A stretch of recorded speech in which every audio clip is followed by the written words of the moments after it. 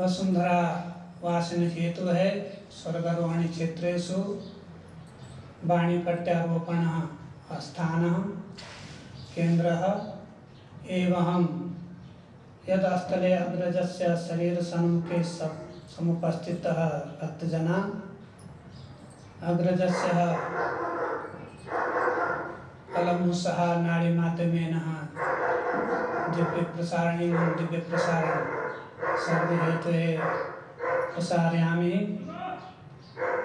एवं भावरूपं प्रसारितः संख्यार्थं देवी वृंदः षोडश स्वर्गेषु किन्नर गंधर्वलोकेषु एवं मर्त्यलोकेषु सिद्धलोकेषु पितृलोकेषु सर्व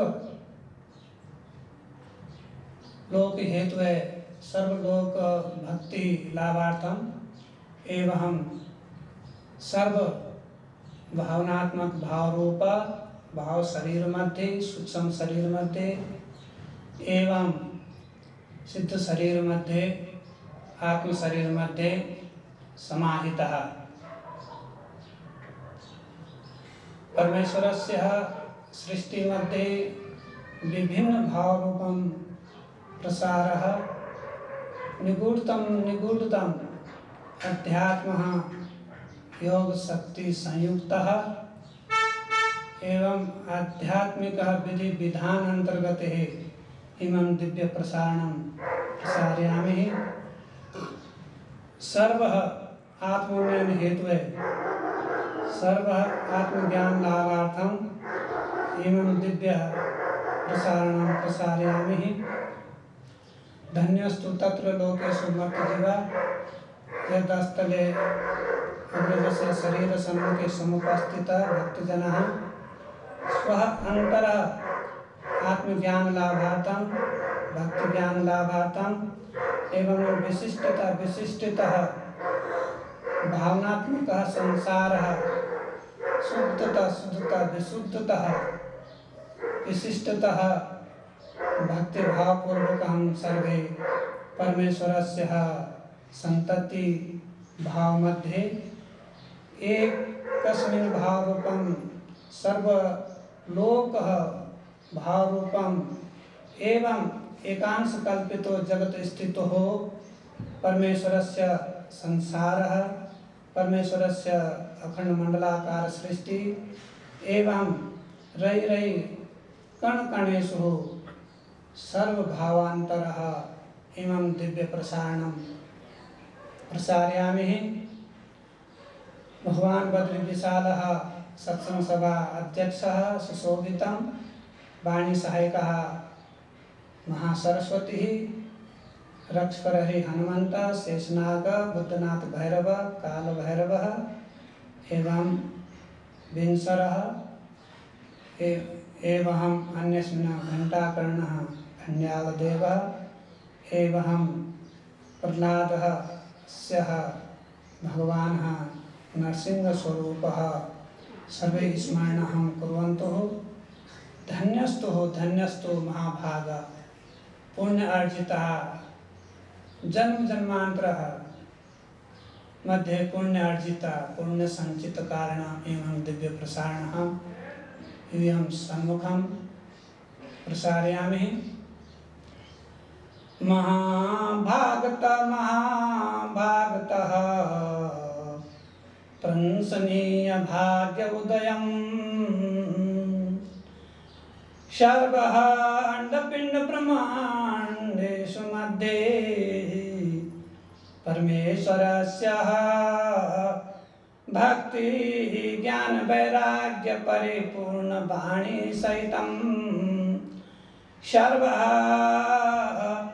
आत्मज्ञान लाभार्थं भक्ति ज्ञान लाभार्थं एवं मुक्तिदाता भक्तिदाता मोक्षदाता आनंददाता परमेश्वरस्य भक्ति भावपूर्वकं सर्वे अंतर्मनम् एकं कृत्वा एवं एकाग्रं कृत्वा मन बुद्धि पार कृत्वा अहंकारं पारं कृत्वा तत्पश्चातं परमेश्वरस्य सङ्गः क्रीडयः परमेश्वरस्य सङ्गः स्वयमेवम् अन्तर्संवादमध्ये अन्तर्साधनान्तर्गते सर्वे भक्तिभावसाधना अन्तर्गते जीवान्तरः जीवकर्मः ईश्वरम् एकशृङ्खला बद्धभावरूपः किं भावकारणं सुखं प्राप्तः किं भावकारणं दुःखं प्राप्तः केवल परमेश्वरस्य विस्मरणमात्रं दुःखं प्राप्तः एवं परमेश्वरस्य स्मरणमात्रं सुखं लब्धः सुखदुःखभावरूपं संयुक्तं संसार सर्वजीव कर्म ईश्वरं भूतादिभूत सर्वे संसार मध्ये एक भावरूपं एक प्रसन्न रूपं अंतर्ध्यायन्ते नित्यं परमेश्वरः अंतर्ध्यायन्ते एक परमेश्वर रूपः मर्तजीवं भावरूपं प्रसन्नचित्तं भावरूपम् अवलोक्य स्वमनम् अवलोकनं कृत्वा तत्पश्चातम् आत्मदृष्टि भावरूपं जागृतः दिव्यनेत्रं जागृतः दिव्यचक्षुषा प्राप्तं कृत्वा तत्पश्चातहं परमेश्वरस्य दिव्यदर्शनं सम्भवः एतद्भावरूपं सर्वजगत् प्राणभावरूपं सन्निधे एवं सान्निध्यं प्राप्तकृता तत्पश्चातं परमेश्वरस्य भजनभावसहितं भज धर्मरूपं धारते सत्यं धारते सत्यसनातन परमेश्वर एकरूपहं सत्यसनातन परमेश्वर एकात्मस्वरूपं निजबोधस्वरूपं परम आनंददायकं सच्चिदानंदमय प्रभो सर्वे भावरूपं अंतर्मनः संकीर्तनय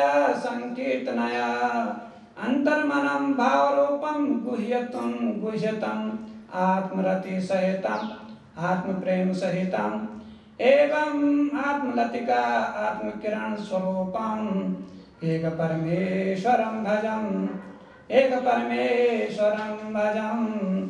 एक नारायणस्य नामं भजम् एकः वासुदेव भगवान् नामं भज एक गोविंद नामं भज एक सत्य सनातन परमेश्वरस्य नाम भजम् एवं भावरूपं सदैवं स्मरणं कृत्वा नारायणस्य नामः ॐ नमो नारायणाय श्रीहरे स्मरणम् ॐ नमो नारायणाय श्रीहरे स्मरणम् ॐ नमो नारायणाय श्रीहरे स्मरणम् ॐ नमो नारायणाय श्रीहरे स्मरणम् ॐ नमो नारायणाय श्रीहरे स्मरणम् ॐ नमो नारायणाय श्रीहरे स्मरणम् ॐ नमो नारायणाय श्रीहरे स्मरणम् ॐ नमो नारायणाय श्रीहरे स्मरणम् ॐ नमो नारायणाय श्रीहरे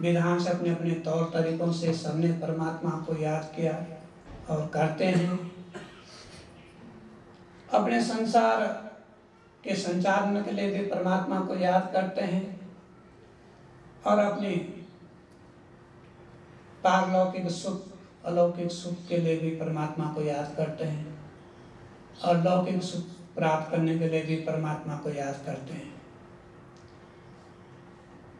परमात्मा का जो भाव पैदा होता है, ईश्वर भक्ति का जो भाव पैदा होता है, वो हृदय से शुरू होता है, क्योंकि हृदय में जो भावनाओं का जो है ज्वार उमड़ता है, वही हृदय में जो है विचार उत्पन्न होते हैं, भावनाएं उत्पन्न होते हैं, उद्बोध होता है और हृदय को जो है सभी कार्य करने पड़ते हैं। तो उस हृदय को कैसे परमात्मा को समर्पित किया जाए, किस ढंग से परमात्मा की भक्ति में उस हृदय का उपयोग किया जाए, तो साधु संत समझाते हैं, ऋषि मुनि लोग समझाते हैं कि उस हृदय को एक बगीचे का रूप दे लो, एक बगीचा बना लो उसको। जैसे आप अपने घर में बगीचा बनाते हैं, अपने मकान के आगे पीछे एक छोटा सा बगीचा बनाते हैं और उसमें विभिन्न प्रकार के फूल पौधे लगाते हैं सुगंधित। तो वैसे साधु संतों ने इस विषय में समझाया है कि इस हृदय में एक बगीचा तैयार कर लो और उस हृदय में उस बगीचे का मालिक आएगा और जो भक्ति जो पुष्प है आत्मा का पुष्प को चुन करके ले जाएगा। तो बतलाया गया है, समझाया गया है दृष्टांत के द्वारा कि माली आवत देख कर कलियां करे पुकार, फूल फूल तोड़ कर चुन लिए कल हमारी बात। माली आवत देख कर कलियां करे पुकार, कलियां और पुकारती हैं उस मालिक को। जैसे ही मालिक उस बगीचे को देखने के लिए आता है, पुष्पों के बागान को देखने के लिए आते हैं, कुछ बाटी को देखने के लिए आते हैं, कैसे कैसे फूल खिले हैं। तो विभिन्न प्रकार के फूल खिले होते हैं उस बगीचे में और उस बगीचे के फूल तोड़ने का अधिकार भी जो है मालिक को है। तो परमात्मा की भक्ति इसी प्रकार से समझनी चाहिए। तो अपने हृदय में जो है परमात्मा की भक्ति के पुष्प, विभिन्न प्रकार के पुष्प, कोई प्रेम लक्षणा भक्ति करता है, नवदा भक्ति, विभिन्न प्रकार की भक्ति करते हैं और उन फूल पौधों को वहाँ रोपते हैं। तो माली आवत देख कर कलियन करे पुकार, फूल फूल तोड़ कर ले गए कल हमारी बार। अब और फूल, जिन फूलों को तोड़ करके तो माली ले गया, उसने चुन लिया, ये फूल सुगंधित हैं, अच्छे पुष्प हैं, ये आत्माएं अच्छी हैं, इन्होंने अच्छा तप किया है, जप किया है, भक्ति करी है परमात्मा की। उन फूलों को तोड़ करके जो है इस बगीचे का मालिक ले गया, परमात्मा ले गया, चुन करके ले गया। दूसरी और कलियां देख रही हैं कि अभी हम कलियां हैं, फूल नहीं बने हैं, तो वो भी देख रहे हैं कि कल हमारी बारी भी आएगी, परमात्मा हमको भी ले जाएगा। तो वो कलियां देख रही हैं, तो कलियां भी पुकार रही हैं परमात्मा को कि कल हमारी बारी भी आएगी। ऐसे इस भवरूपी संसार में, इस असार संसार में सब लोग अपने तरीके से परमात्मा की भक्ति कर रहे हैं। कलियां वहाँ हैं और जो लोग संसार से भक्ति करके जो है जा रहे हैं, स्वर्ग सिधार रहे हैं, उनको देख करके वो भी कहते हैं कि हमारी बारी भी आएगी। तो कुछ भक्तों को जब और लोग देखते हैं कि बड़ा तपस्वी व्यक्ति है, बड़ा सिद्ध महात्मा है, या ऋषि मुनि साधु संत है, या बहुत अच्छा गुरु है जो सबको जो है भगवान की प्राप्ति का जो है भक्ति मार्ग बतलाता है और निस्वार्थ भाव से बतलाता है, तो और लोग देखते रहते हैं यदि हम भी जो है इस रास्ते में लगे हुए हैं तो परमात्मा हमको भी इस असार संसार से ले जा करके अपने चरणों में ले जाएगा, चरणों में जगह देगा। तो उस पूरे संसार के बगीचे का जो मालिक है, जो बागवानी परमात्मा की है, उसका मालिक परमात्मा ही है और कोई नहीं हो सकता है। तो जब बहुत सारे उस बगिया में जो है आत्मा है, जीवात्मा है, भक्ति कर रही हैं, तप जप कर रही हैं, अपने सामने वो देखते हैं, कल्याण देख रहे हैं कि जो फूल खिले हुए थे, पुष्प जो उसको भगवान को बढ़िया लगे उनको चुन करके ले गए, और हम भी फूल बनेंगे, जो कलियां हैं फूल बनेंगे, पुष्प बनेंगे, हमको भी ले जाएंगे। तो वो इंतजार करते रहते हैं। माली आवत देख कर कलियां करे पुकार, चुन चुन कर कर फूल ले गए, कल हमारी बारी आएगी। सब ऐसे संसार है। आज किसी को जो है मरते हुए देख रहे हैं, वहां पर जो लोग इकट्ठा होते हैं वो भी कहते हैं भाई मृत्यु सत्य है, कल हमारी बारी आएगी। तो उस अंतिम सत्य को जानने के लिए, उस अंतिम बार में जो है उसको कंधा देने के लिए, उस व्यक्ति को, उसके सब को कंधा देने के, अर्थ को न देने के लिए स्वाभाविक सबको संसार के जो है मान प्रतिष्ठा भुला करके ये सोचते हैं कि ये इसी समय ये अंतिम धर्म है, हम अर्थ को कंधा दे दें। और फिर ये सोचते हैं कि यदि हम अर्थ को कंधा देंगे बहुत बड़ा पुण्य समझते हैं, धर्म समझते हैं, और बड़ी इच्छा से, हृदय से, शुद्ध मन से जो है उस अर्थ को उठाते हैं और शमशान घाट तक ले जाते हैं, क्योंकि संसार इसी ताने बाने से बना हुआ है। तो उसको एक सुंदर रूपक अलंकार का उपयोग करते हुए, उपमा अलंकार का उपयोग करते हुए, प्रयोग करते हुए इस रूप में कहा गया, हृदय में भाग लगा ले मनुआ, हृदय में भाग लगा ले, मन में भाग लगा ले, अजर अमर भक्ति कमाई ले, अजर अमर भक्ति कमाई ले, अजर अमर मुक्ति पाई ले,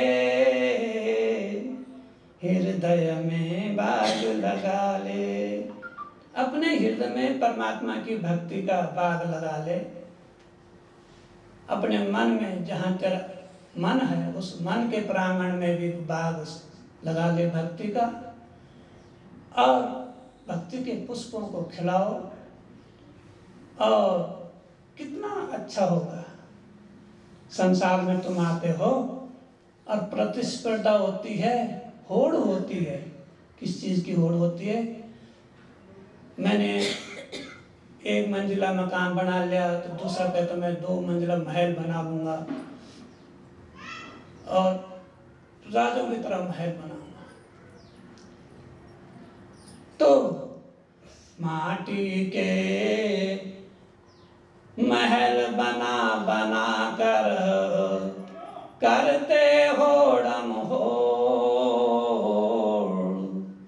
इस महल से हंस निकल गया पल भर में गया महल को छोड़। तो क्या होता है, एक प्रतिस्पर्धा, एक होड़ लगी है।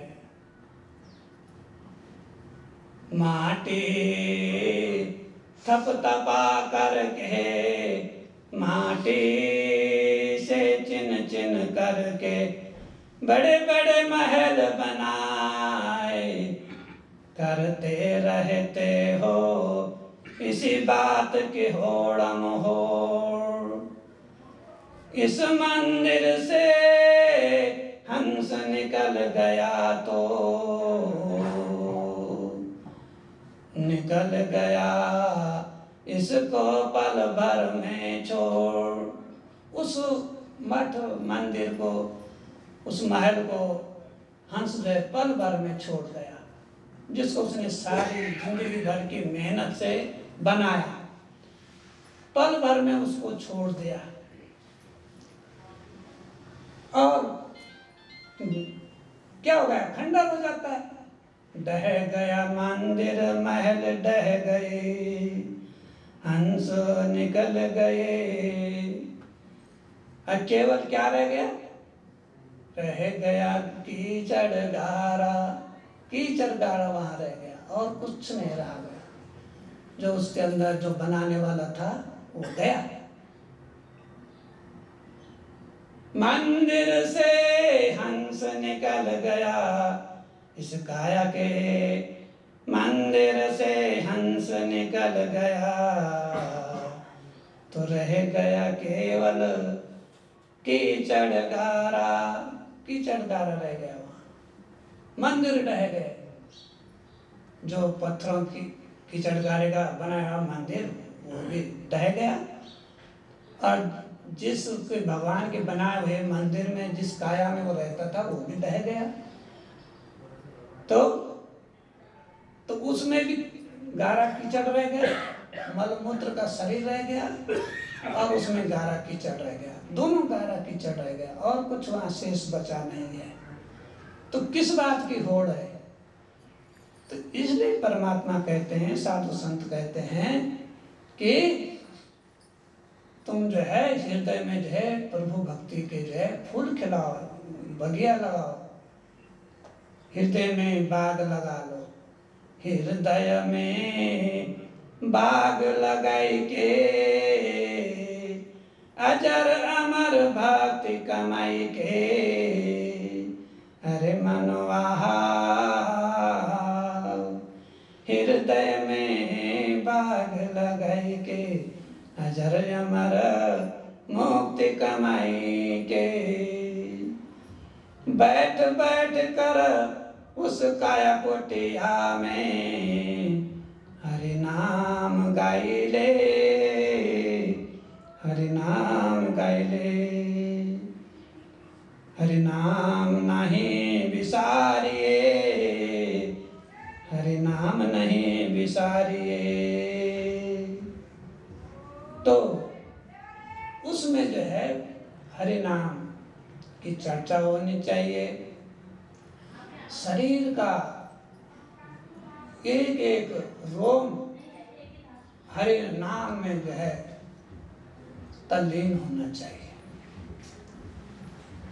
अब देखो, जब पंच भौतिक तत्व का शरीर बनता है तो उसमें एक प्रकार का जो है विस्मृति होती है। जब परमात्मा के अमर लोक से प्राणी संसार की ओर चले तो परमात्मा को भूल गए। कुछ नाम परमात्मा ने जो है लोगों को सुझाए, साधु संतों ने सुझाए, ये नाम परमात्मा का है, ये नाम परमात्मा का है, इस नाम को भज लो, इस नाम को रट लो। और कुछ नाम अमर लोक से आए भजने के लिए, अमर लोक से प्रकट हुए, और कुछ उससे नीचे जो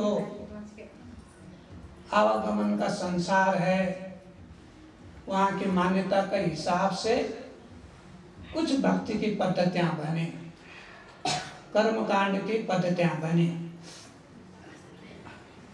तो अमर लोक के नीचे नीचे के जितने भी लोग थे, जिनका अभिप्राय जो है संसार संचालन से था और पेट पूजा से जो मतलब था,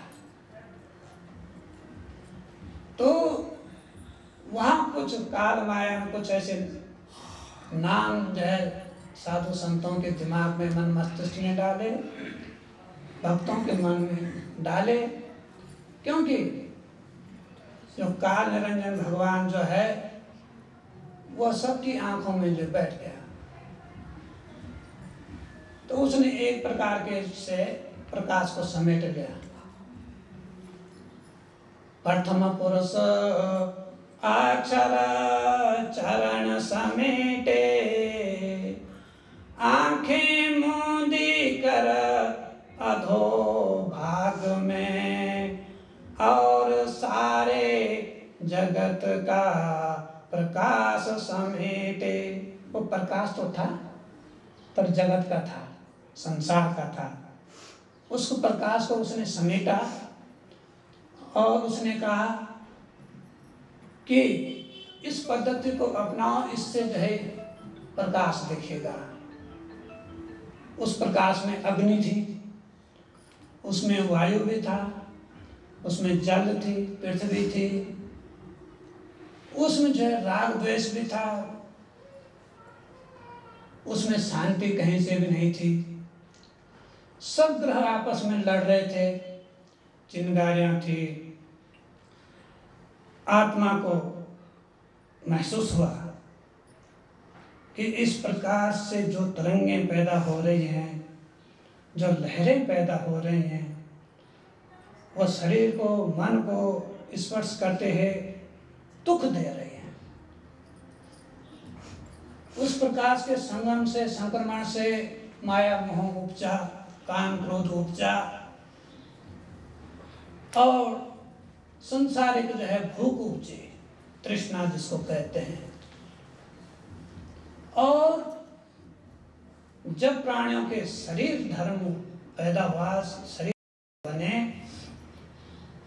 उनमें जो है भूख उपजने लग गई, शांत होने के बजाय उपजने लगी।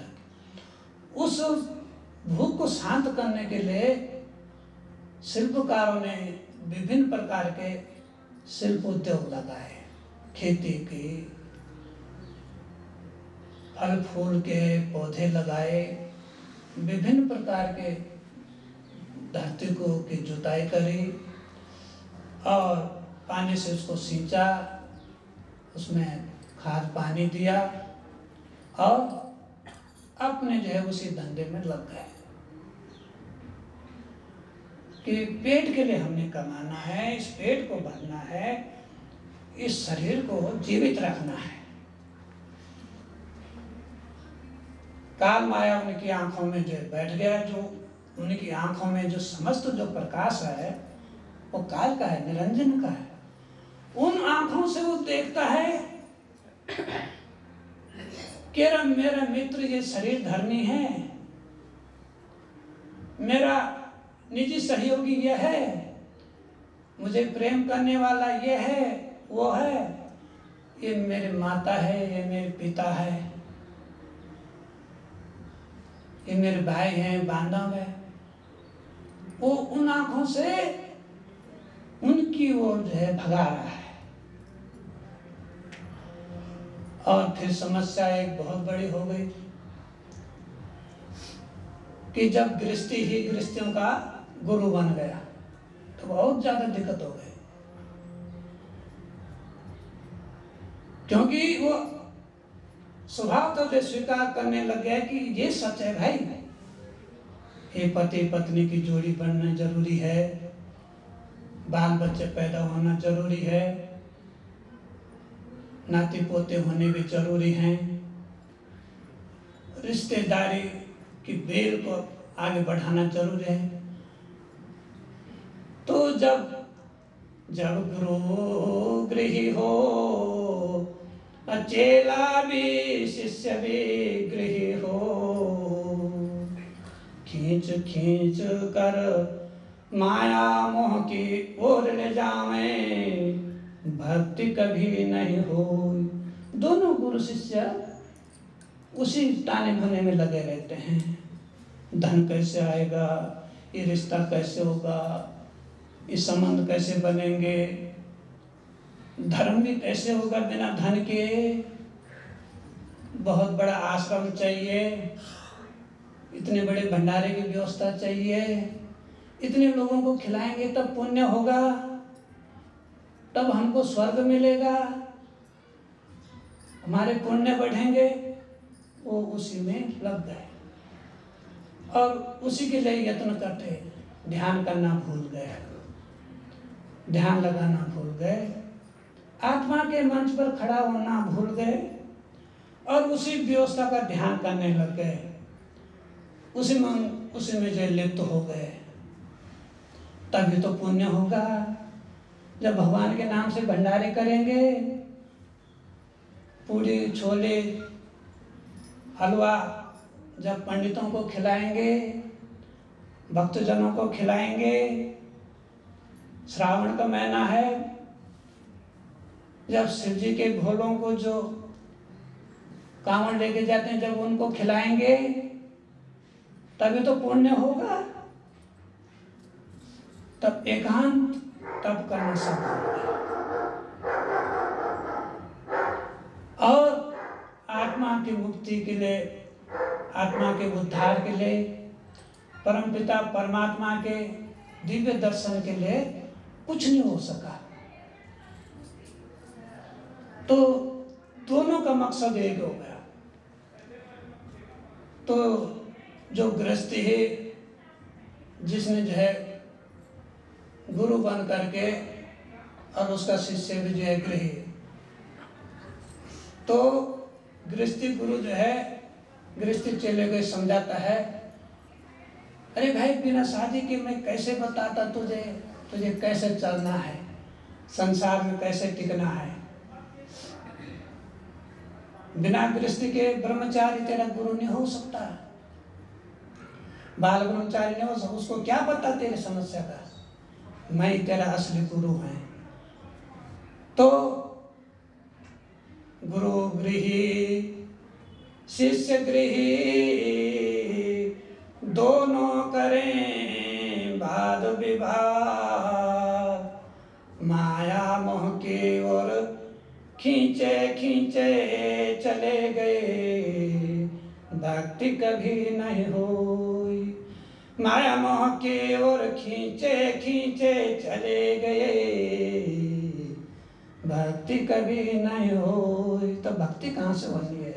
सारी चर्चा गृहस्थी से संबंधित जो भी संसार में भयानक उनकी समस्याएं, पेट पालन की, संसार के संबंधों की, उन्हीं की चर्चा हो रही है, उन्हीं के सूत्र जो गुरु बता रहा है। और परमात्मा की भक्ति का कहीं कोई पता नहीं है। सबको पता है कि आत्मा की जो खुराक है परमात्मा का भजन है, परमात्मा का नाम है, परमात्मा का जप है, तप है, उससे आत्मा तृप्त हो सकती है। बाकी जो मन है, इंद्रियां हैं, वो सांसारिक भोजन से तृप्त हो सकती है, वो भी थोड़ी देर क्षणिक तृप्ति हो सकती है। भोजन कितने 2-3 घंटे में भोजन पच जाता है, फिर भूख लग जाती है, क्षणिक तृप्ति होती है। परमात्मा का जो अंश आत्मा है, उसकी तृप्ति तो केवल परमात्मा के नाम स्मरण में होगी, परमात्मा की साधना में होगी, परमात्मा के दिव्य दर्शन से होगी। तो तब इस धंधे में सब लग जाते हैं, एक रिवाज बन जाता है कि यही भक्ति है, यही भक्ति है। और फिर ये भी कहा जाता है कि जो किसी का पेट न भर सके वो भगवान कहाँ से है, वो गुरु कहाँ से जो 10 आदमियों को न पाल सके, उनकी भोजन व्यवस्था न कर सके, तो उसी में लग जाते हैं। तो वो संसार धर्म है। वो संसार धर्म है। छोटे मोटे पुण्य होंगे, थोड़ा सा जो है उस दिन के लिए स्वर्ग मिल जाएगा। 16 प्रकार के स्वर्गों में किसी भी प्रकार के स्वर्ग मिल जाएगा। और जिनके संतान है उनको जो है संसारिक हिसाब से किताब से जो कुछ उनका हिस्सा किस दे उनको पितृलोक प्राप्त हो जाएगा। पर कितने दिन के लिए वहां उनका पुण्य क्षीण होगा। तुमने 2 मन 4 मन राशन कमाया, कितने दिन चलेगा? 1 सेर आटा भी रोज खाओगे तो कितने दिन चलेगा? 100 दिन चलेगा, 200 दिन चलेगा। कंजूसी भी करोगे तो वही कहीं खाना है।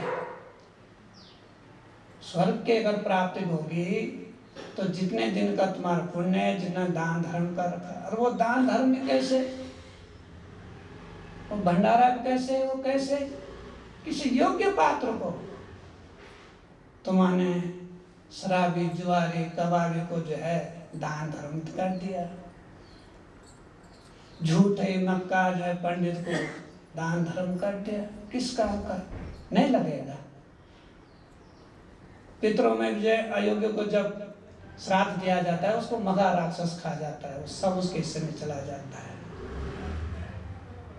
बिना मुहूर्त के, जिसमें उसका मुहूर्त होता है, उस समय अगर तर्पण न दिया जाए तो बाकी जो समय बचता है उसको मगा राक्षस खा जाता है, वो उसको नहीं मिलता।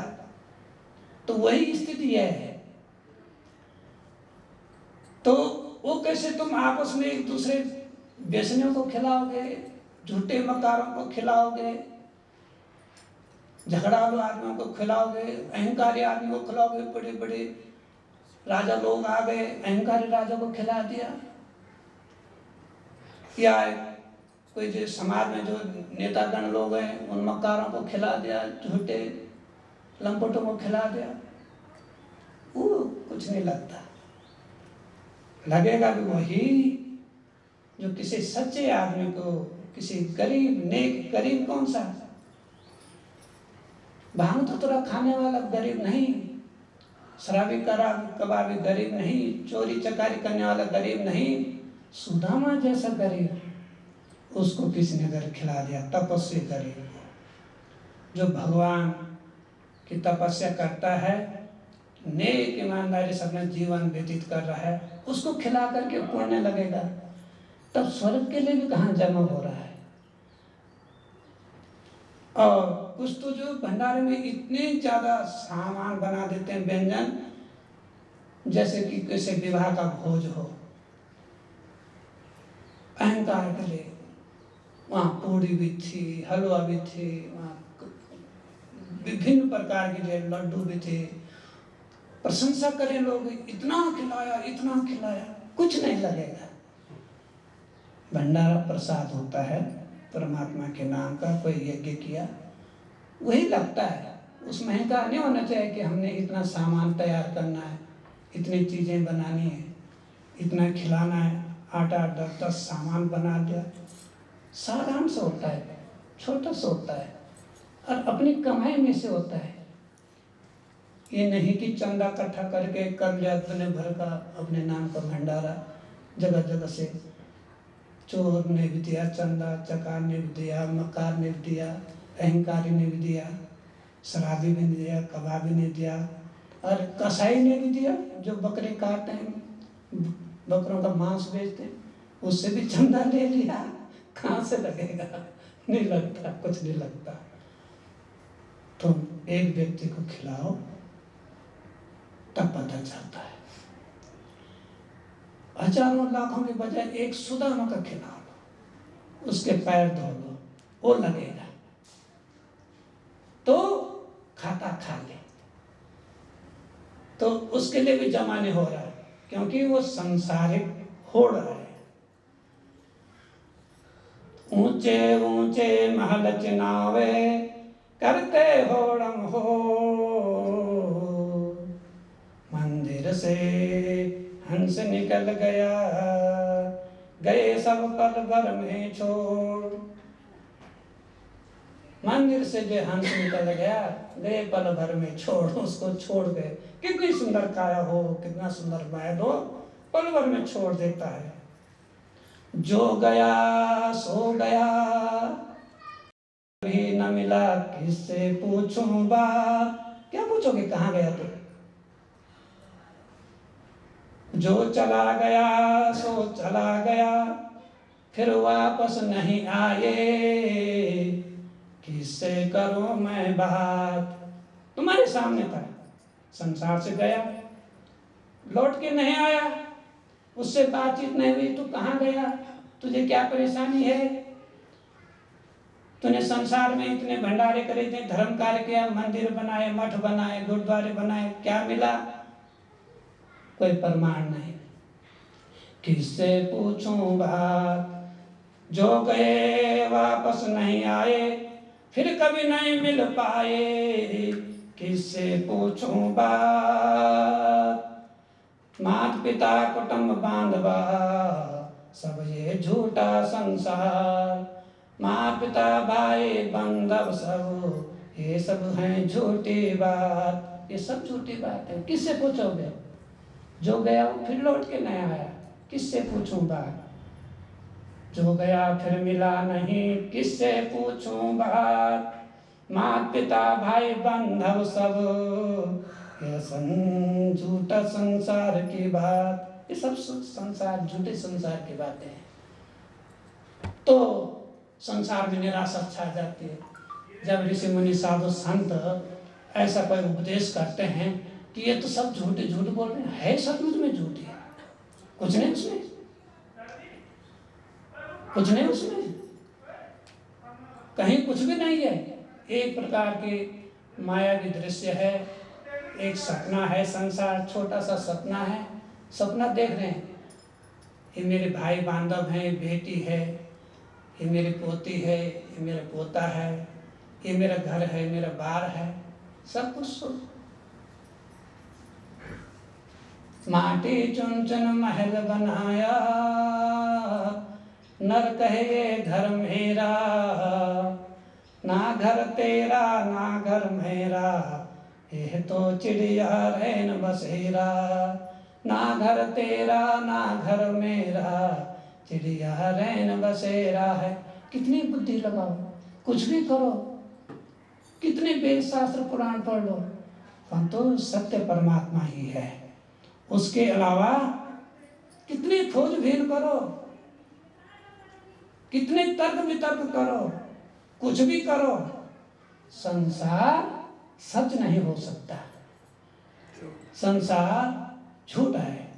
अब उससे संबंधित जितनी हथकड़ी बेड़ियां हैं, हथकड़ी बेड़ियों में बंधा हुआ है ये संसारिक संबंध है, जिनके साथ तुम हंसते खेलते हो, विचारते हो, तो वो सब क्या है? वो बेड़ियां हैं एक दूसरे के लिए, हथकड़ियां हैं, वो मुक्त नहीं है।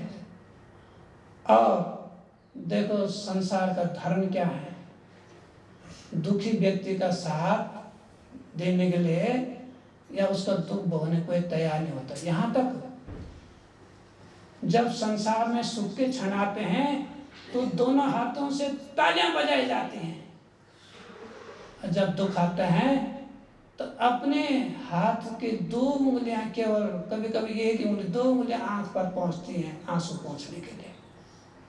और जब खुशी का क्षण आता है, संसारी खुशियां मिलती हैं, दोनों हाथों से ताली बजा करके और खूब ढोलक बजा करके, खूब मजरे बजा करके क्या नाच गाना होता है संसार में, कितना। जब दुख होता है तो अपनी जो है उंगलियां भी साथ छोड़ देते हैं, 5 उंगलियां नहीं जाते हैं, 2 उंगलियां जाते हैं आंसू पहुंचने के लिए कि चलो भाई आंसू आ रहे हैं, इसके दुखी है ये। तो इस वास्तविकता को समझो। संसार में कभी था तो सच था ही नहीं, एक झूठा लवादा था, माया मोह था, थोड़ी देर का सपना था और सपना ही रहेगा। देखो संसार से कोई दुष्ट से दुष्ट भी मर के जाता है, वहां पर फिर संसार की तरफ नहीं लौटता है। जब शरीर से निकलता है उससे पता लग जाता है, अरे ये क्या है, ये तो सब कीड़े मकोड़े, संसार क्या कर रहा है, सच कुछ और है। प्रेत आत्मा को भी सत्य दिखता है। धुंधुकारी को सत्य तब दिखा जब वो मर गया, जब उसकी 5 औरतों के साथ उसने शादी करी थी, 5 वेश्याओं को घर ले आया था। और जब उन्होंने कहा भाई वो धन लूटता था, धन लूट करके उस धन में उनको पालता पोसता था, उनका गुजारा करता था। उन 5 वेश्याओं ने ये सोचा कि एक दिन ये पकड़ा जाएगा, धन हमारे पास बहुत है, तो एक दिन हम पकड़े जाएंगे, ऐसे लूट के लाएगा, राजा पकड़ के ले जाएगा, हमको भी पकड़ के ले जाएगा। तो 5 जो है वेश्याओं ने, उन औरतों ने जो धुंधकारी को पकड़ा और उसके हाथ पैर बांधे और उसकी कुटाई करनी शुरू कर दे कुटाई करके बहुत बुरी ढंग से उसकी कुटाई करी। जब वो नहीं मारा तब उसके मुंह में अंगारे डाले गए, और अंगारे डाले गए, फिर उसकी जो कुटाई कर गए, ढंग से कुटाई कर गए, वो मर गया। वो प्रेत बन गया। प्रेत बन के उसे पता लगा, अरे ये क्या हो रहा है, वो लोगों को सताने लग गया। अंत में जो है उसे अपने भाई गोकर्ण की याद आई, वो उसके स्वप्न में जाता है। तो और स्वप्न में जाता है और उनके लिए भागवत जो है करने के लिए कहता है, सप्ताह करने के लिए कहता है। तो प्रेत को भी इतनी अकल लगाए, क्योंकि कोई बुरा से बुरा आदमी, दुष्ट से दुष्ट आदमी भी संसार से अगर प्राण छोड़ के जाएगा तो वो इस संसार में लौटना नहीं चाहता। उसे यथार्थ का पता लग जाता है, साफ दिख जाता है आत्मा को कि ये संसार झूठा है। और जितने भी संसार में सकल पदार्थ हैं उसको उसमें दुर्गंध आने लग जाते हैं, और जो संसार में शरीरधारी जीव है उनको सुगंध आती है कि कितनी सुंदर जलेबियां हैं, कितने सुंदर लड्डू हैं, परंतु उनको नहीं लगता है। एक दूसरे जो है दुश्मन आपस में मर जाते हैं लड़के, वो दोनों दुश्मन फिर बदला कोशिश नहीं करते कि यहाँ आए। तो ये इतना सत्य है। इस कारण जो है आप लोग जो है संसार का जो भी रूप है, जैसे भी है, उसको समझो। और समझा के तो हम पहले बता चुके हैं, कितने ही ऋषि मुनि लोग जो है खप गए, 1088 से ज्यादा ऋषि मुनि लोग खप गए, तर गए, मर गए, दुनिया को समझाते समझाते, पर दुनिया नहीं बदले। कोई इक्का दुक्का किसी ने भक्ति का मार्ग पकड़ लिया हो, वो अपने ही तरंग में है, संसार अपने ही चाल में चल रहा है। कितने साधु संत महात्मा खप गए, दिन के लगाने वाले चले गए। वाल्मीकि ने दिन के लगाए, रामायण देखिए भक्ति करने के लिए, किसी उस रामायण को पढ़ करके उस ढंग से भगवान की, राम की भक्ति करके कोई तरे। बाकी लोगों ने तो उससे धन कमाया, अच्छी रामायण करे, धनवान बन गया, लोगों ने खूब सारा धन दे दिया। ऐसे औरों ने भी कोई भागवत देखी, भागवत बनाया, तो किसी ने तो उसका अच्छे ढंग से उपयोग किया, उसके अनुसार जो उसमें बताए गए सूत्रों, भक्ति सूत्र के अनुसार भक्ति करी, और वासुदेव भगवान को जो है प्राप्त कर लिया, उसके जो है गोलोक को प्राप्त कर लिया। परंतु वहाँ वो भी हैं जिन्होंने छक के उसे जो धन कमाया, सेठ साहूकार बन गए, कितनी जगह जमीनें, कितने मकान दुकानें खरीद ली, तो वो वहीं के वहीं रह गए। तो संसार का जो भाव है वो बड़ा विचित्र है। तो साधु संत खप गए, कितने महापुरुष अवतार ले लेकर के भगवान थक गए, आज इस राक्षस को मार, कल उस राक्षस को मार, देवी ने भी कई अवतार लिए, वो राक्षस खत्म ही नहीं होते। महिषासुर को मारा, रक्तबीज को मारा, शुंभ निशुंभ को मारा, चंडमुंड को मारा, फिर भी राक्षस होते जा रहे हैं। देवी भी थक गई बेचारी, अब कोई आजकल कोई अवतार ही नहीं ले रही, थक गए सब। ऋषि मुनि लोग भी थक गए, साधु संत थक गए उपदेश करते करते, पर संसार जो है अपनी चाल पर ही चल रहा है। तो इस प्रकार से अब देखो, कलयुग में जय द्वापर तक ये सब कुछ हुआ, कलयुग में अभी कोई अवतार ही नहीं हो रहा। अब किस घड़ी की इंतजार भगवान कर रहा है कि जब कितना अत्याचार हो जाए, उनका मापदंड क्या है, कैसा है, वो कब होगा कल की अवतार, कि किस ढंग का अत्याचार पर वो आएंगे। तो देखो, अत्याचार एक दिन भी नहीं होना चाहिए, अधर्म एक दिन भी नहीं होना चाहिए, परंतु हो रहा है। तो ये सब आपस का अदला बदली है। ये सब क्या है? माया के आगोश में है। इन आंखों से जो तुम देखते हो वो काल भगवान की दी हुई आंखें हैं। इसलिए दिव्य नेत्रों की जरूरत है, अंदर की आंखों की जरूरत है। वो आंखें तब प्राप्त होती हैं जब परमात्मा का तुम भजन करो, परमात्मा का नाम लो, उसका स्मरण करो सच्चे मन से, वो आंखें तब खुलती हैं। ये माया की दी हुई आंखें हैं, और माया देखो कितनी विचित्र कार्य करते हैं, विचित्र, एक से एक विचित्र कार्य करते हैं। आपको एक किस्सा बताएंगे कि नारी की कितनी दुर्दशा संसार में होती है। और इसका सबसे बड़ा उदाहरण बड़े बड़े राजाओं के, राज खानदानों के यहाँ हुआ है। कारण किसका है? माया का है। कोई थोड़ी सी तपस्या करते हैं, वहां भी माया घुस जाती है। तो एक बार क्या हुआ, विश्वामित्र का एक शिष्य था, गरीब शिष्य था, गालव। तो उसने विश्वामित्र से शिक्षा दीक्षा ली और कहा, विश्वामित्र ने कहा, भाई तूने शिक्षा दीक्षा मुझसे ले ले, सब कुछ तो पारंगत शास्त्र से लेके शस्त्र से लेके सब कुछ मैंने तुझसे सिखा दिया, अब तू गरीब है इसलिए मैं तेरे से कोई दक्षिणा नहीं लूंगा। तो गालव ऋषि को बुरा लगा, उसने कहा ऐसे कैसे हो सकता है, बिना दक्षिणे मेरी विद्या कैसे फलीभूत होगी, गुरु जी को कुछ दीक्षा, कोई दीक्षा इतनी दी, शिक्षा दी और दक्षिणा कुछ नहीं दी। तो विश्वामित्र समझते थे, संपन्न थे, वो समझते थे भाई इससे दक्षिणा देना ठीक नहीं, गरीब बालक है, गरीब बच्चा है, गरीब ऋषि कुमार है। तो गालव जो गरीब था, तो विश्वामित्र ने कहा मैं तुझसे कोई दक्षिणा जो है नहीं लेगा, कोई दक्षिणा नहीं लेता हूँ, शिक्षा समाप्त हो गई, दीक्षा समाप्त हो गई, तुम जाओ अपने घर जाओ।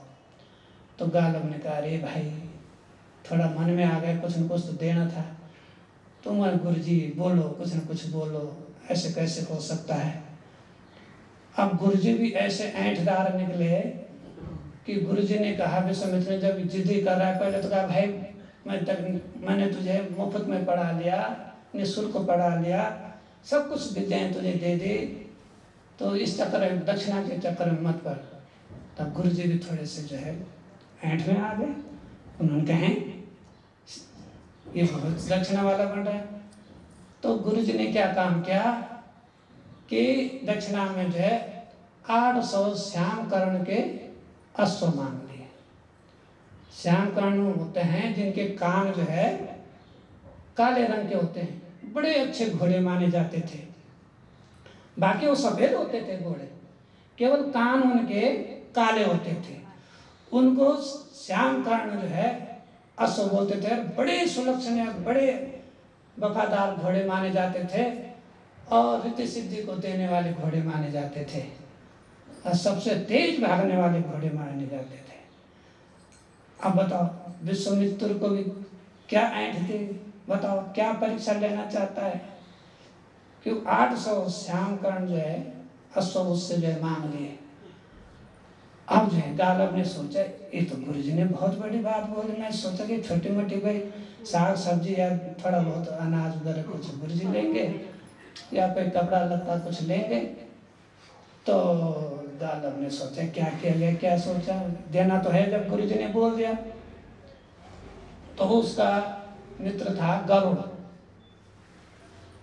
तो गरुड़ के पास गया।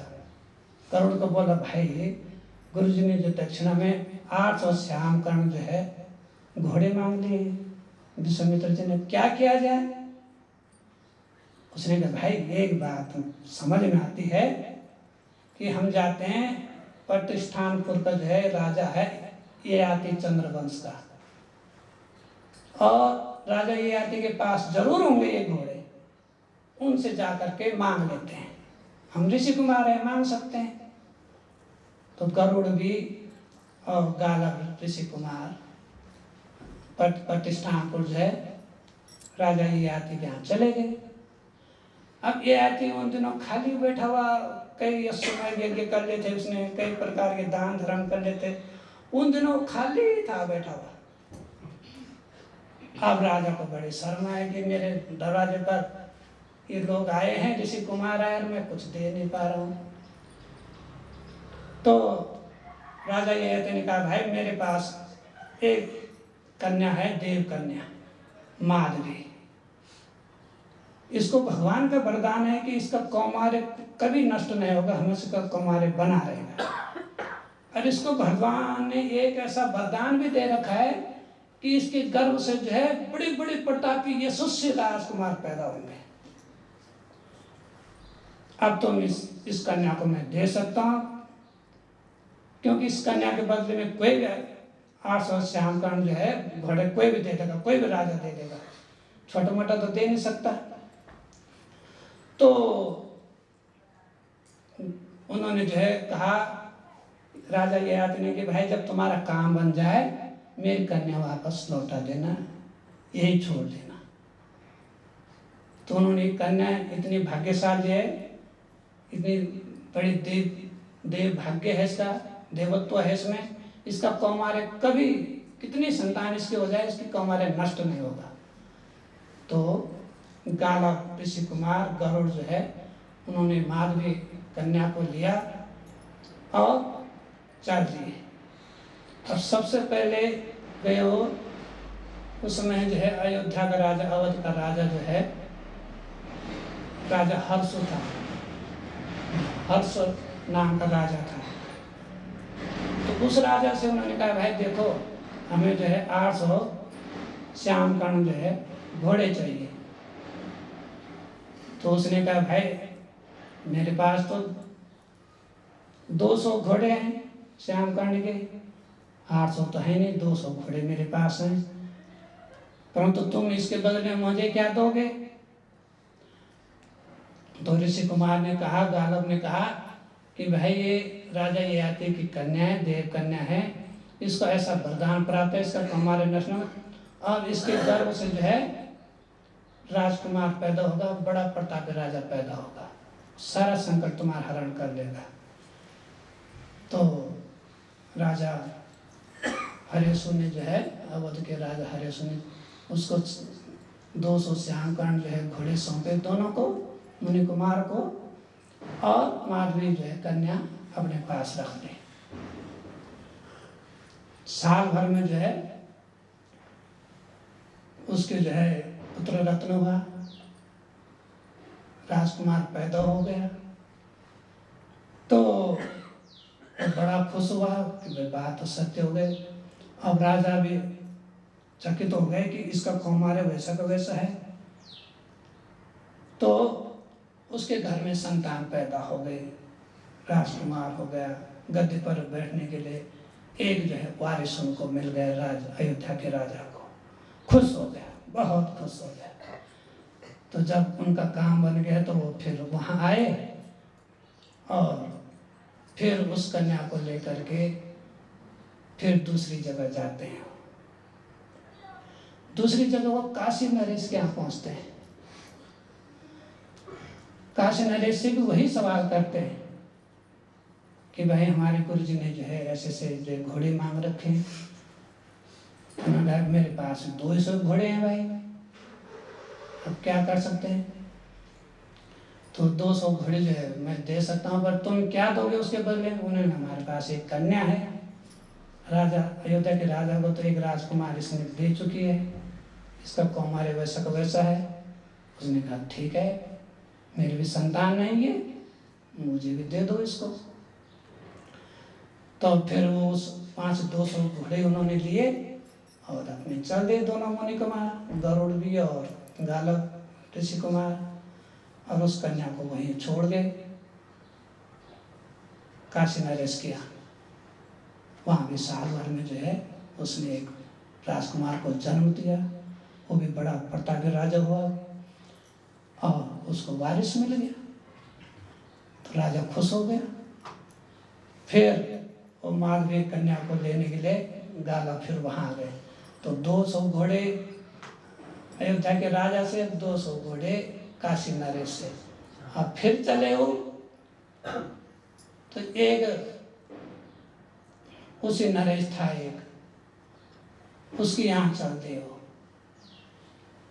और उस काशी नरेश के यहाँ ही आपको पटना के पट्टीदन्न नाम का जो है एक जो राजा जो है पैदा होता है, राजकुमार, बड़ा प्रतापी राजा। अब उसी नर के यहाँ पहुँचे, तो वहाँ भी जो है उन्होंने वही कहा भाई कि हमारे गुरु जी के हम जो है ऐसे ऐसे वचन दे रखा है। तो उन्होंने कहा मेरे पास में 200 घोड़े हैं।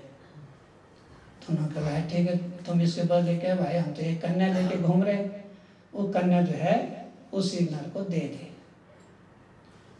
और साल भर में वहाँ भी राजकुमार पैदा हो गया। अब गालव के पास 600 घोड़े हो गए, इन्हीं में से एक राजा से भी हुआ। अब 200 की कमी पड़ गई। गरुड़ ने सारी दुनिया में चक्कर लगाया, भाई किसी राजा के पास अब श्याम कर्ण घोड़े नहीं हैं।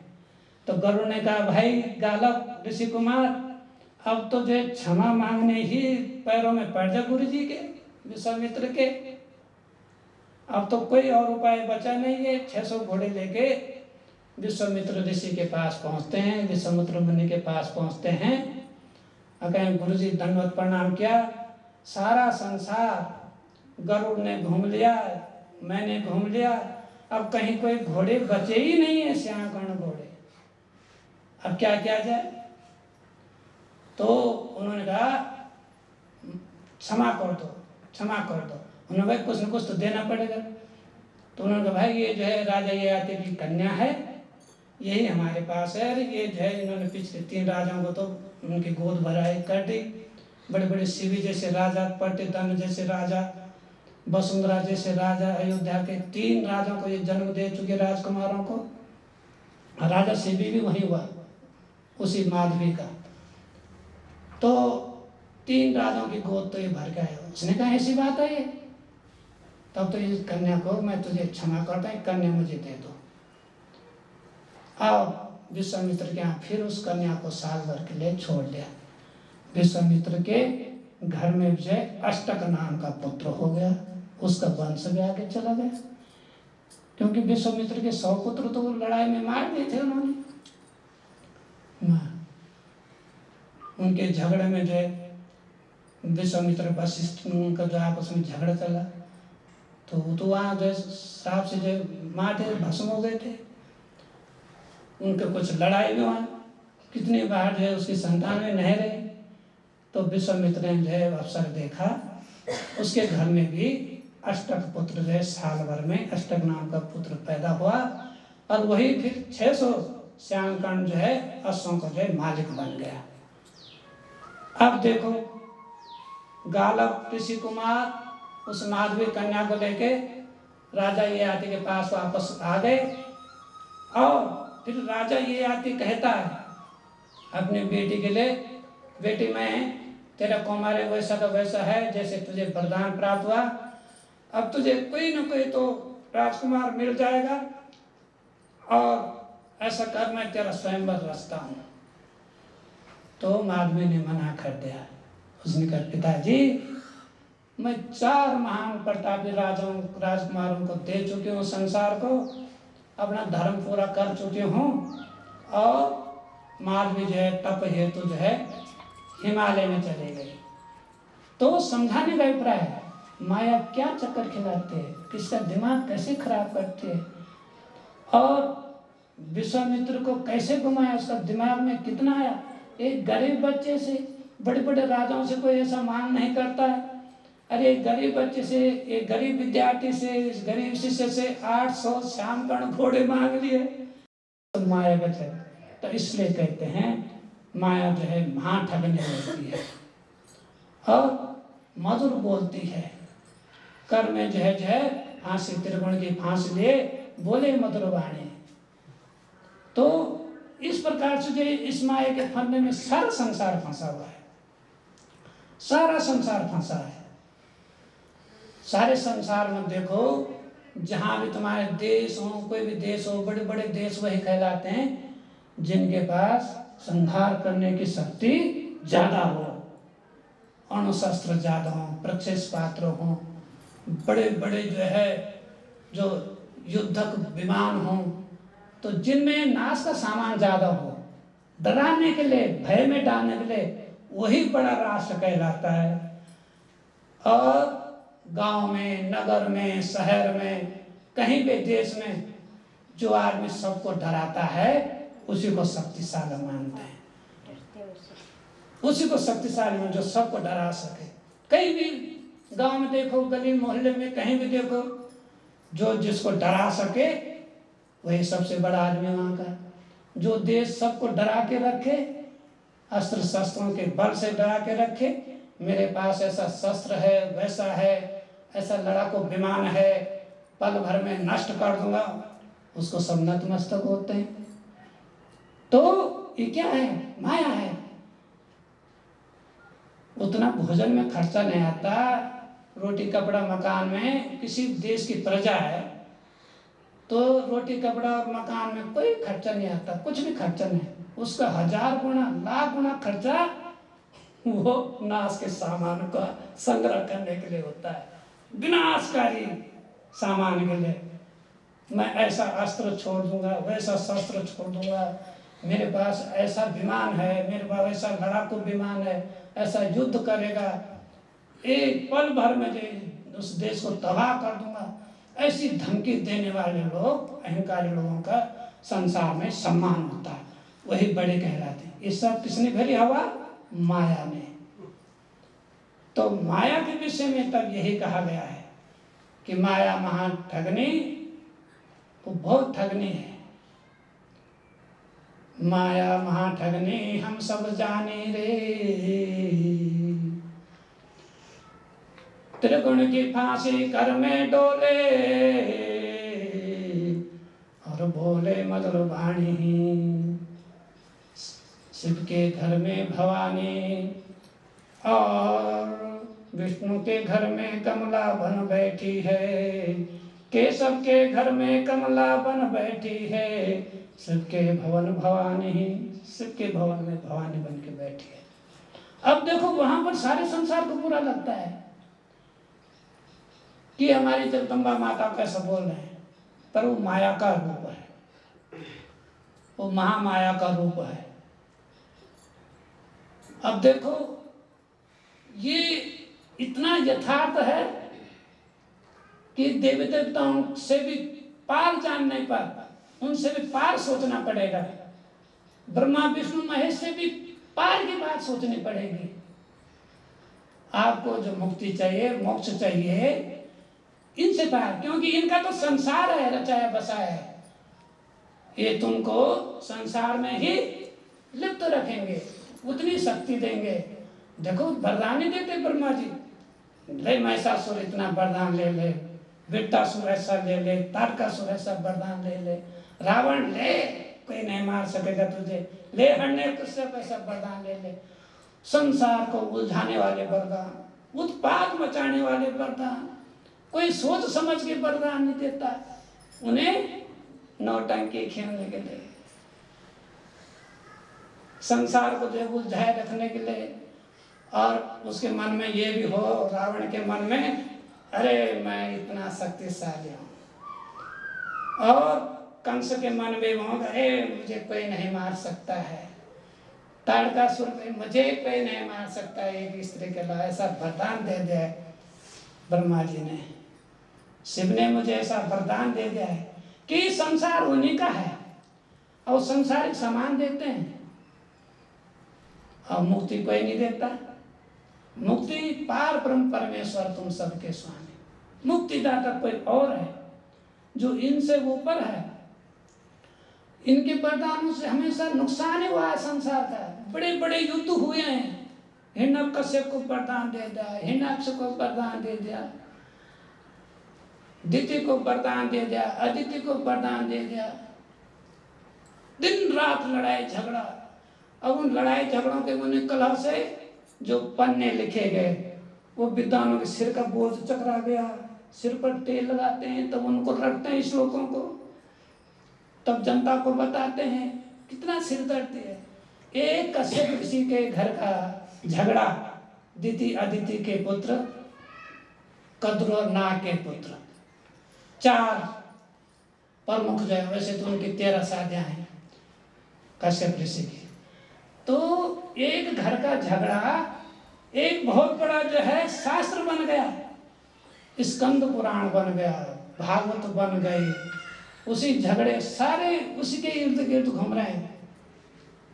क्योंकि दिति का दैत्य हो गया हिरण्याक्ष, हिरण्यकश्यप हो गया, अदिति का इंद्र हो गया, दोनों के दानव हो गए, कद्रु के नाग हो गए। 4 ही वंश तो संसार में हैं।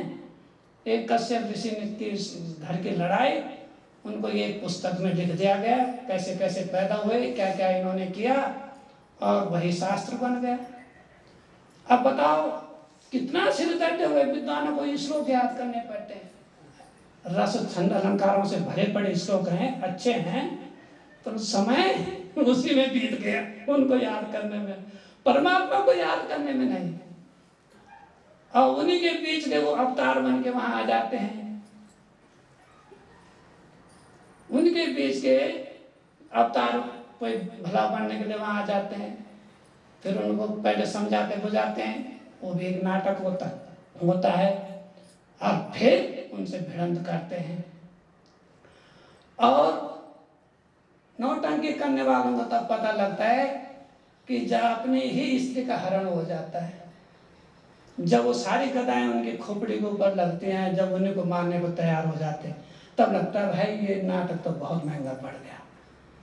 तो वो भी सोचते हैं कि हम अपनी दुनिया के साथ खेलें, पर बाद में बहुत पछताते हैं। बाद में ये भी कहते हैं कि अब आना ही नहीं अवतार लेके यहाँ, ये तो दुनिया बहुत ही आगे पहुंच चुकी है। तो देखो, तो तुम देखो जो कितनी मायावी गोविंद बन जाते हैं, कितनी मायावी बहुत अनंत कोटि अवतार हैं माया के गोविंद, और करता हो करे पड़े फिर माया के जगफंद, फिर जगफंद में पड़ जाते हैं। तो इस प्रकार से अनंत कोटि अवतार हैं माया के गोविंद, और हो करता करके उभरे फिर पड़े माया के जगफंद, उसी फंदे में पड़ जाते हैं। सब पड़ जाते हैं, रोते हैं, चिल्लाते हैं, चाहे वो भगवान हो चाहे कोई हो। बहुत भयंकर युद्ध होता है और सबका और एक विनाश लीला तैयार हो जाती है। उससे आगे की बात सोचनी पड़ेगी कि उनका माँ बाप कौन है जो ये नाटक लीला खेल रहे हैं। इनसे किसी का भला नहीं हो रहा है, इस समाय में पड़े हैं। जो परब्रह्म परमेश्वर का, उसको किसी के साथ लड़ने की आवश्यकता नहीं है। राम किसी को मारते नहीं और नहीं किसी को मराते, ये संसार में वही मरता है जिसके रहते खोटे काम। राम किसी को मारते नहीं है। वो क्यों मारेंगे किसी को? पर ब्रह्म राम की बात हो रही है, दशरथ पुत्र राम की बात नहीं हो रही है। इस संसार में जीता मरता वही है जिसके होते हैं खोटे काम। मरना मारना नहीं काम राम कहा, केवल आदि पुरुष भगवान हैं, क्यों तुम लड़ते मरते हो, नित्य निरंतर भजो राम भजो। अब जब माया भी बन करके, माया के संसार में बन करके संसार में आते हैं तो लीला उसी ढंग के हो जाते हैं। तुम लोगों को पता होना चाहिए कि तुम तो कहते हो रावण बहुत बड़ा बलवान था, इतना बढ़ा चढ़ा करके कितना बोल दिया, कितना बोल दिया। अरे भाई देखो, सोचो, जिस आदमी के, जिस राजा के 10 सिर हो, उसका तो चरना भारे 20 भुजाएं हो, चलेगा कैसे वो? उस भुजाओं से लड़ेगा, वो भुजाएं आपस में टकराएंगे नहीं। सोचने की बात है। जिस राजा के, जिस आदमी के 10 सिर हो, एक सिर जो है यहाँ भारी पड़ जाता है। 10 सिर जिसके हों और 20 भुजाएं जिसकी हों, वो चलेगा कैसे? तो टांगे क्यों नहीं होती उसके 20? चलेगा कैसे? क्योंकि चलने का मामला है। तो ये इस प्रकार की बातें हैं कि माया ने ऐसा रंग दे दिया संसार को कि इसको भी सच मानो, उसको भी सच मानो, उसको भी सच मानो, और इस ढंग से एक प्रकार से जो है उनको ऐसे माया जाल में फंसा दिया। और माया भी साहित्य में फंसा दिया, उस लेखन में फंसा दिया कि ऐसा लिखा हुआ है, वैसा तुमको मानना है, परंतु विचार नहीं करते। अब जिसके जो 8-8 भुजाएं हों, 10-10 भुजाएं, काम कैसे करेंगे? कर सकेंगे काम? 8-8, 10-10 मुंह हो, कैसे, किस मुंह से खाएगा और किस मुंह से उल्टी करेगा? सोच रहे जो खाएगा। और इतना 10 मुंह से खाता है और शौच का एक ही स्थान, तो शौच के भी 10 स्थान होने चाहिए, 10 पेट होने चाहिए, 20 उसकी भुजाएं बना दी। ये क्या है? माया की कलाकारी है।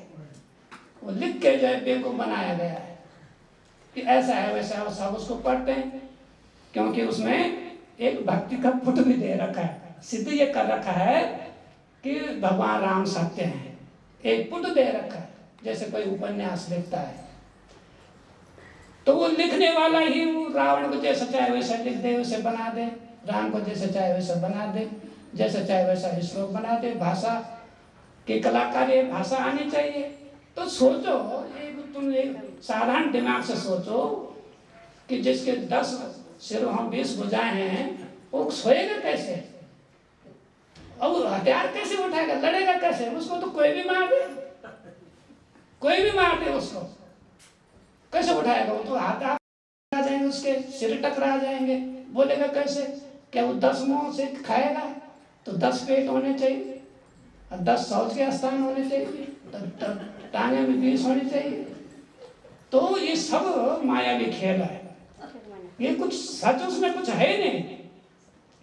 तो जब उसमें कुछ सत्य नहीं है तो तब दुनिया ऐसी बह रही है, ऐसी बह रही कि ये हंसने खेलने के लिए बढ़िया है। और रावण का पुतला जला लेते हैं, और जलाते कौन है? रावण भी खाने पीने वाला आदमी था, और खाने पीने वाले उसको जलाते हैं। जो वैसा आदमी होगा वो जाएगा नहीं वहाँ, दशहरे में नहीं जाएगा, कहाँ जाओ बेकार में। बस जो वैसा भक्ति वाला व्यक्ति होगा और जो साधारण व्यक्ति होगा, जो सत्य वृत्ति का आदमी होगा, कहाँ जाएगा तमाशे में? तो उसका पुतला जलाने का, भाई पुतला जला के क्या मिलेगा तुम्हें? और तब उनसे बड़े मूर्ख, महामूर्ख वो लोग हैं, वो ब्राह्मण, जो रावण को ब्राह्मण बता करके और करेंगे जो है उसको जो है झगड़ा कर देते हैं। रावण तो विद्वान था, भाई विद्वान था तो सीता हरण क्यों किया? दूसरी का व्रत उठा के क्यों ले गया? तो ब्राह्मण था तो मांस मदिरा क्यों खाता था? ऋषि मुनि को क्यों तंग करता था? सीता माता दूसरी की औरत का हरण क्यों कर लिया, क्यों उठा के लिया, अपहरण क्यों कर दिया? विद्वान था तो विद्वान के हिसाब से रहता, ठीक ढंग से रहता। तो कुछ पंडितों का दिमाग खराब हो जाता है कि वो तो पंडित था रावण, और इन्होंने पुतला जला दिया उसका, वहां विवाद हो जाता है। बताओ, रावण की भी पूजा होती है, राजा बलि की भी पूजा होती है, कुंभकर्ण की, महिषासुर की भी पूजा होती है संसार में, महिषासुर भी एक प्रतापी राजा था, सबकी पूजा होती है, अपने अपने हिसाब से होती है, जिसका स्वार्थ जिससे कि हमारा पुराना राजा था, चाहे वो अत्याचारी था, पर पूजा करनी उसकी हमारे खानदान का था। तो ये संसार जो है मायावी चक्र है, उस माया के चक्कर में नहीं पड़ना चाहिए। सारा संसार जो है भूतवास है, ये मुर्दों का घर है, इसमें कोई सत्य नहीं है, इसमें कोई संस्कार नहीं है, इसमें केवल पेट की भूख है। पापी पेट बना दिया, और उस पापी पेट, अतः पेट की भूख अलग है, मानसिक भूख अलग है, विचारों की भूख अलग है, अहंकार की भूख अलग है, राजसिक ठाट बाट से रहने की भूख अलग है, और तब मैं ऐसा हूँ वैसा हूँ ऐसी भूख भी है। कितनी किस्म की यहाँ भूख है, ये खाली अन्न की भूख नहीं है, मान सम्मान की भूख है। अब कोई तो ऐसे बोलते हैं कि हम बहुत बड़े लंपट हैं, दादा हैं, उसी की भूख है कि दादा बने रहे, हमको सब नमस्ते करें, नतमस्तक रहें। तो ये संसार के माया सबको घुमा रही है, माया सबको घुमा रही है, ये सब जगह है। भक्तों के घर में भक्तन हो बैठी, भक्तों के घर में भक्तन हो बैठी, ब्रह्मा के घर में ब्रह्माणी, सेठ साहूकार के घर में हीरा बन बैठी है, गरीबन के घर में कौड़ी कहानी, कहानी कौड़ी को देखता रहता है गरीब, और सेठ साहूकार के घर में हीरा बन बैठे, ये हीरा इतने का है, ये हीरा इतने का, ये हीरा, उसी में मौज मस्ती में रहता है। और रात किसी हीरा छोड़ दिया तो उसके प्राण पखेर गए, हीरा कौन दे गया? वो माया जो है वो माया, हीरा नहीं है, माया है वो। तो सेठ साहूकार के घर में जो है हीरा बन बैठी है, और गरीबन के घर में कौड़ी कहानी, कहानी कौड़ी, कौड़ी भी है तो कहानी बिल्कुल, उसको देखे मेरे पास कौड़ी है, मेरे पास कौड़ी है, मेरे पास कौड़ी है, उसी में खुश रहता है। तो ये सब कुछ सोचना करें। तो ब्रह्मा के घर में ब्रह्माणी बन बैठी है, और भक्तों के घर में भक्तन बन बैठी है, और देखो ये सब माया की अकथ कहानी, ये अकथनीय कहानी है, इसका कुछ नहीं बोल सकते हैं। इस कारण जो है आप लोग जो है अपने हृदय में परमात्मा की भक्ति का जो है बीज बो करके, फूल पौधे लगा करके, उसकी रोपाई करके अपने हृदय में जो है भक्ति का बगीचा लगाओ, वहाँ बगिया लगाओ, और अजर अमर जो है भक्ति, अजर अमर जो है मुक्ति प्राप्त करने का साधन खोजो। तो सारा संसार कितनी बार जन्म लो, कितनी बार परखो, सारे वेद शास्त्र पुराण पढ़ लो, परंतु व्यवहारिकता कुछ नहीं है, कुछ नहीं है। जो वेद शास्त्र पुराणों में ग्रंथों में लिखा है वो माया के हिसाब से, वो लेखनी किसकी थी? काल की थी, माया की थी, जिन्होंने वो ऐसे शास्त्र बनाए जिनमें शंका ही शंका है। अब देखो सब लोग जो है सोचते हैं, विचारते हैं, और पैसा धन कमाने के लिए लोगों ने जो क्या क्या तरीका, भगवान के नाम से सबसे ज्यादा धन भगवान के नाम पर है, और सबसे ज्यादा वहीं ठगा ठगी होती है। अब देखो तो काल के जो है जो प्रतिनिधि थे, काल को जो शास्त्र जो पकड़ाए गए थे, उसने उनको ब्राह्मणों के हाथ में पकड़ा दिया। ब्राह्मण ने कहा भाई ठीक है, ये तो खाने का जरिया अच्छा है। उनके पंडित जी भगवान, अरे भाई ये पत्थर है भगवान, लगाओ पिठाएं, फूल पुष्प लाओ, इसके लिए मिष्टान लाओ, इसके मंत्र भी बना दिए। खाता कोई नहीं है, चींटियाँ खाती हैं, वहाँ मेंढक चढ़ जाते हैं, चूहा जो शिवलिंग में चढ़ जाता है, खाता कोई नहीं है, रोज खिला रहे हैं, कोई भी नहीं खाता। उल्टी वहाँ गंदगी हो जाती है, दूध भी कोई नहीं पीता। तो क्या है? तो जब काल ने और माया ने वो शास्त्र बना करके उनके हाथों में पकड़ा दिया, जाओ अपना पेट पालो अपना, और लोगों को भ्रम में रखो। अब मर गए, उस पत्थर को जो है पूछ पूछ करके, उस पत्थर से बोल बोल के कहना ही नहीं मानता, कुछ भी नहीं मानता।